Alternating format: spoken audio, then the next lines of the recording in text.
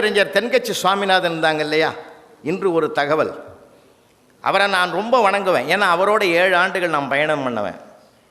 அற்புதமான மனிதர், அருமையான மனிதர். ஒரு விஷயத்தை உண்மையை சொல்லிட்டோம்ல உங்களுக்கு, ஏறத்தாழ 40 ஆண்டுகள் மேடையில் பேசிய ஒரு மேடையில் கூட ஒரே ₹1 கூட அவர் வீட்டுக்கு எடுத்து போனதில்லை. இது எனக்கு தெரியும். அத்தனை பணத்தையும் ஒரு முகவரிக்கு அனுப்பிடுவார், ஒரு ஏழை குழந்தையின் முகவரிக்கு அனுப்பிடுவார். அவர் பாதையில் தான் நான் இன்றைக்கி ஒரு 12 பெண் குழந்தைகளை படிக்க வைக்கிறேன். அவர் தமிழ்நாடு முழுவதும் பண்ணார். ரொம்ப அற்புதமான மனிதர் சார். அவர் மாதிரி அவர்கிட்ட தான் நான் பல பாடங்களை படித்தேன். பல பாடங்களை படித்து கொண்டவன் நான் தான். குறையாக வர்றதை கூட நிறையாக பார்க்குற பழக்கம் எனக்கு வந்ததே அவரால் தான் சார். உண்மையில் சொல்கிறேன். எப்படிப்பட்ட மனுஷன் தெரியுமா? தென்காசி பக்கத்தில் போய் பேசிட்டு குற்றால அருவியில் குளிக்கலாம் நானும் ஐயாவும் காலையில் போகிறோம். அதெல்லாம் அனுபவம், கூட இருந்தது அனுபவம். அவரோடு பிர்லா கோளரங்கத்தில் பயின்று வேலை செய்கிற 2 நண்பர்கள் வந்திருந்தாங்க. பார்த்துட்டாங்க அவரை. சாமிநாதா, இந்த அருவி கொட்டுற உயரமான இடத்துல இருந்து நீ இன்று ஒரு தகவல் சொன்னால் எப்படி இருக்கும்னு கிண்டல் பண்ணாங்க. ஐயா சொன்னார் சிரிச்சுக்கிட்டே, நல்லா தான் இருக்கும், நீ ஏன் வீட்டுக்கு தகவல் சொல்ல வேண்டியிருக்கும்னாரு. எப்படி இருக்கு பார்த்தீங்களா? தாக்குதலை கூட தாங்குதலாக மாற்றுகிற மனப்பக்குவம் பெற்றுவிட்டால் அவங்க தான் ஜெயிச்சுக்கிட்டே இருப்பாங்க வாழ்க்கையில். ரொம்ப அனுபவம் அவர்கிட்ட நிறைய நான் பார்த்துருக்கிறேன். வைகை எக்ஸ்பிரஸில் புறப்பட்ட மதுரைக்கு வந்து விழுப்புரம் ஜங்ஷனில் நிற்குது.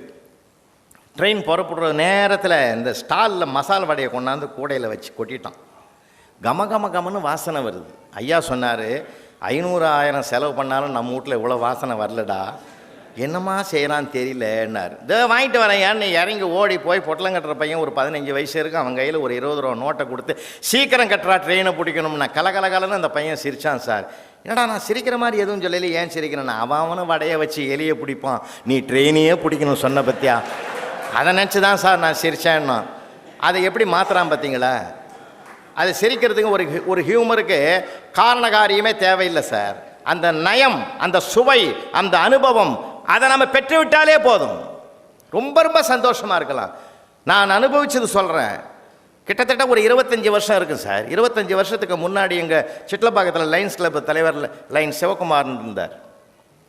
இங்கே அருமை நண்பர்கள் ரோட்டரியில் நண்பர்கள் வந்திருக்காங்க. நாங்கள் லைன்ஸ் அது மாதிரி அவங்க எல்லாம்னா சேவையே நடக்காத நாட்டில். அந்த அளவுக்கு ஒரு உயர்ந்த மனிதர் அவர். அவருடைய வீட்டுக்கு நான் போயிருக்கிறேன் சார். இதை கூட என் புத்தகத்தில் எழுதியிருக்கேன். என் அனுபவம் அது. அப்படி போய் உட்காடுறேன். அவர் சொன்னார், அவனுடைய மகன் பேர் சாம்பசிவம், சாம்புன்னு கூப்பிடுவாய். சாம்பு புலவரையா வந்திருக்கிறாரு, அம்மா கிட்ட சொல்லி சர்க்கரை இல்லாத பால் வாங்கி வந்து கொடுறான்னு சாப்பிட்றதுக்குண்டார். அந்த பையன் ஒரு சவுண்டு விட்டுன்னு வேகமாக உள்ளே ஓடி போய் அம்மா கொடுத்த பால் அந்த டம்ளர் நிறைய அந்த மகராசி வழியே கொடுத்துடுது.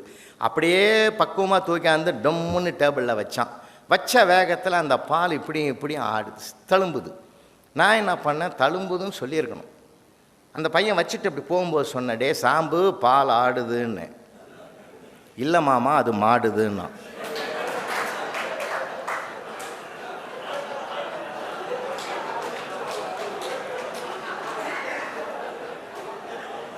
அவன் ஆடுதுன்றதான் ஆட்டுப்பால் நினச்சி, ஆட்டுப்பால் இல்லை அது ஆடுது இல்லை மாமா மாடுதுன்ட்டு போனான். பார்த்தீங்களா?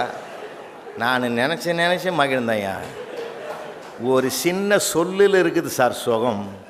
அதனால் பிள்ளைகள் பேசினா, யாராவது பேசினா, அது என்ன பேசுகிறாங்கன்றதை காது கொடுத்து கேட்போமே, எவ்வளோ சந்தோஷம் கிடைக்கும் தெரியுமா? அதில் நம்ம கவனிக்கணும் சார். அதுலேயும் நகைச்சுவை இருக்குது சார். புழல் ஜெயிலுக்கு போனால் 15 வருஷத்துக்கு முந்தி, தப்பாக பார்க்காதீங்க, பேசுறதுக்கு தான் 500 கைதிகளை, ஆயுள் கைதிகளை ஒன்றா உட்கார வச்சு நான் ஸ்டாப் ஹியூமர் 1 மணி நேரம் பேசி முடித்ததும் ஒரு மகராஜன் வந்து நன்றி சொன்னான் பாரு. சிரிக்க பேசின புலவர் ராமலிங்கம் நம்ம கூட இருந்தால் நல்லா இருக்கும்.